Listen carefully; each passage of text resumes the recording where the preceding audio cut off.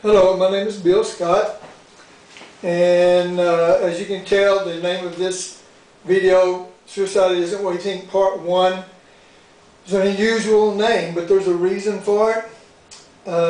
Because of some things that happened to me, some knowledge that God's given me about suicide. I've had people want me to write a book, so I wrote a book called Suicide Isn't What You Think. This is about a 4-minute video. I'm going to have a second one called Suicide Isn't What You Think Part 2 that you need to look at. But the Lord started showing me years ago about a spirit of suicide.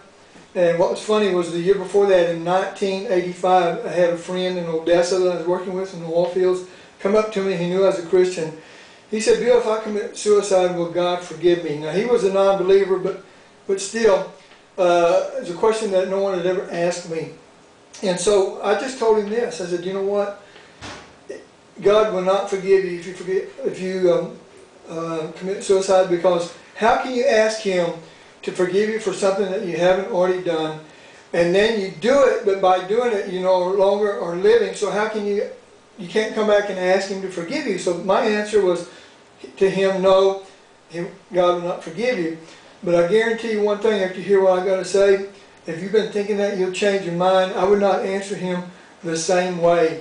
I was on a building in downtown San Diego. We used to live in this 4-story apartment, and right downtown, man, right on the bay, and on top of the building there was a patio, and everyone would go up there at night, and we would just barbecue and do things like that, and look at the bay area, the airplanes, the ships coming in, the downtown. We could see the people. We'd take binoculars up there. I was up there one night by myself, and there was this 3-foot-high wall going around the perimeter, and I would stand out there, and I was standing there, and one night there was something just out of the blue, just a force started pulling at me, and I had to put my hands against the wall to keep from falling over to my death, to the pavement 4 stories down.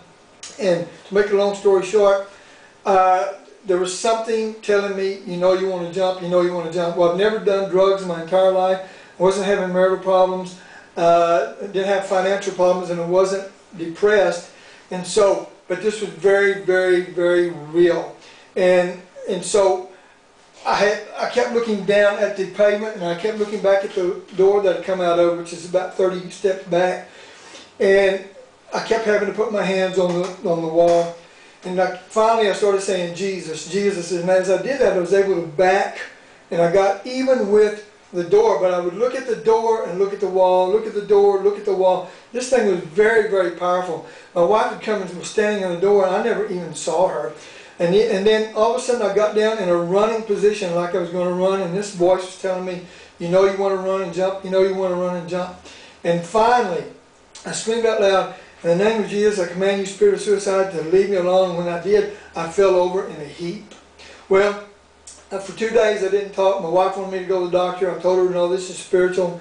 I was white as a ghost. I was wet, as if I'd been in a shower. And I asked the Lord during these 2 days, "Man, Lord, what happened?" And He said, "Bill, I want you to know that since you're strong in me, then you know what? I wanted you to see how strong the spirit of suicide was. And so you know what? If this spirit of suicide can get me to commit suicide, it can get anyone to do it." And so this is about the end of the video. I'm going to have a video part 2 and explain some more things to you here in just a little bit. Thank you very much.